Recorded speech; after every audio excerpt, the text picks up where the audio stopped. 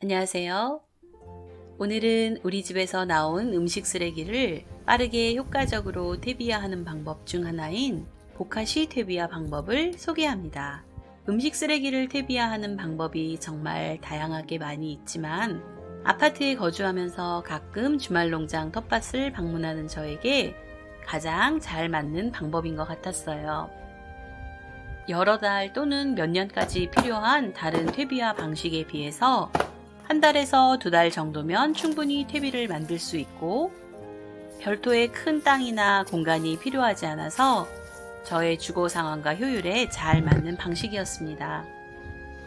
여러 종류의 음식 쓰레기가 냄새나 벌레도 전혀 없이 집에서 1차로 발효되고 이 1차로 발효된 음식물이 텃밭에서 한 달 사이에 양분이 풍부한 퇴비로 바뀝니다.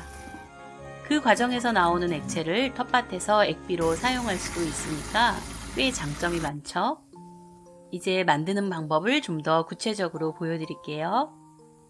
보카시 퇴비화 방법을 사용하려면 물꼭지가 달린 이런 통과 EM 분말이 필요합니다.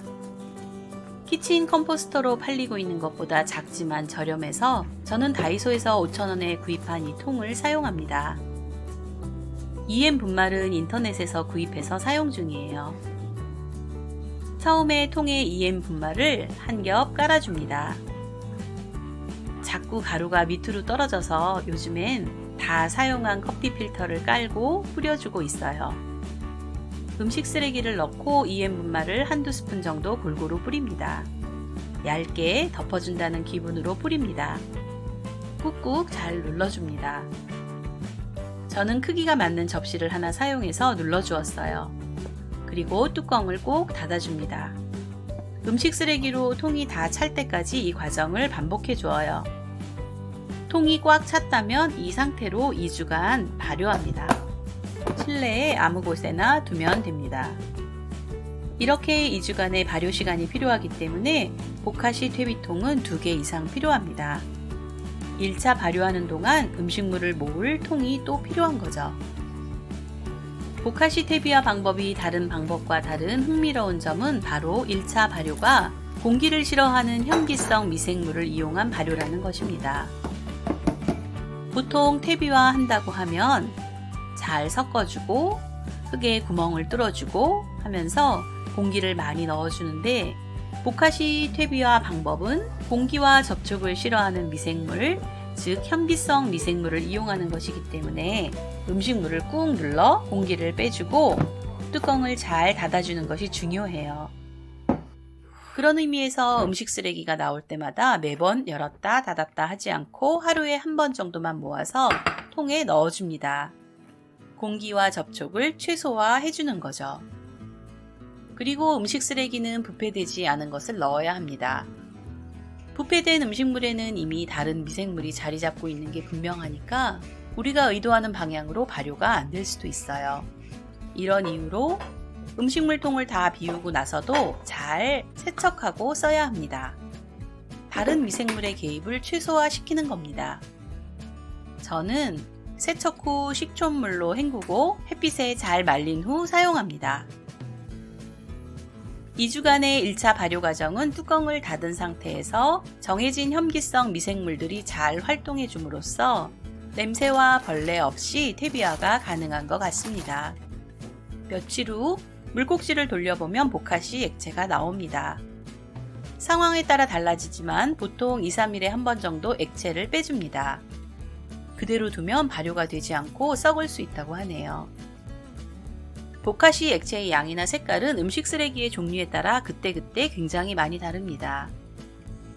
이 액체는 희석해서 액비로 사용하거나 청소할 때 사용할 수 있습니다. 저는 그냥 하수구에 흘려보내는 경우도 많은데 하수관 안의 슬러지를 제거하는 효과가 있어서 아파트 위층에서 사용해주면 더욱 좋다고 하네요. 저희 집은 채소 다듬은 거, 과일 껍질이나 계란 껍질, 커피 찌꺼기를 주로 버리게 됩니다. 조리된 음식이나 간이 된 음식 쓰레기는 사용하지 않았습니다. 이미 조리된 음식은 되도록 다 먹어야 하겠죠. 2주 발효된 음식 쓰레기를 보면 위에 하얀 곰팡이가 있습니다.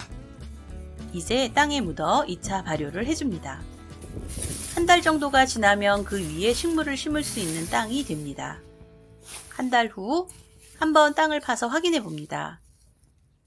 제가 음식물을 잘게 자르는 과정을 너무 귀찮아해서인지 덩어리가 아직 있는 경우도 있어요. 하지만 손으로 만지면 금방 부서집니다. 지렁이들도 많이 눈에 띄고 활발하게 흙으로 돌아가고 있는 중인 것 같습니다.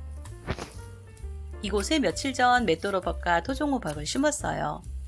거름이 많이 필요한 작물인데 거름기가 전혀 없는 이 땅에 음식물 퇴비만으로 얼만큼 자랄 수 있을지 궁금하네요.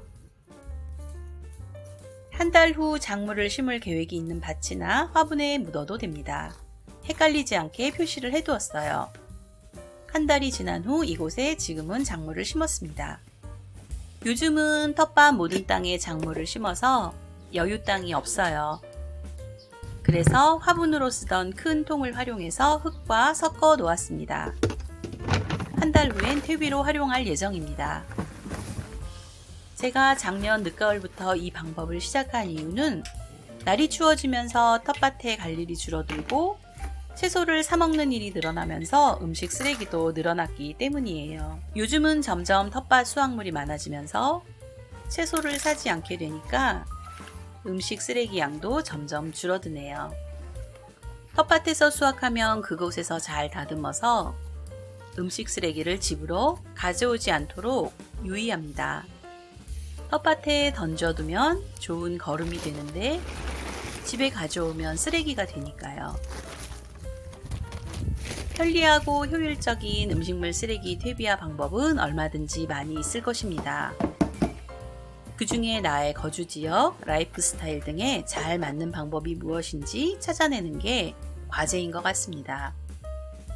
저는 오랫동안 배양토를 이용한 흙 퇴비화 방법, 지렁이 키우기 같은 방법으로 음식 쓰레기를 퇴비화하는 방법을 쭉 실행해 보고 있었는데 작년부터 해본 이 보카시 퇴비화 방법도 꽤 흥미진진한 방식이었습니다.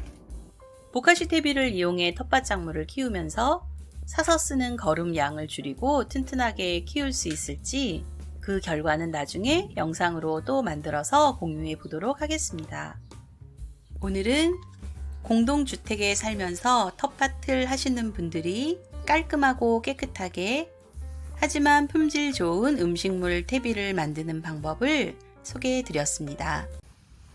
오늘 영상이 도움이 되셨다면 구독과 좋아요도 꼭 눌러주세요. 다음에는 더 좋은 영상으로 찾아뵙겠습니다. 감사합니다.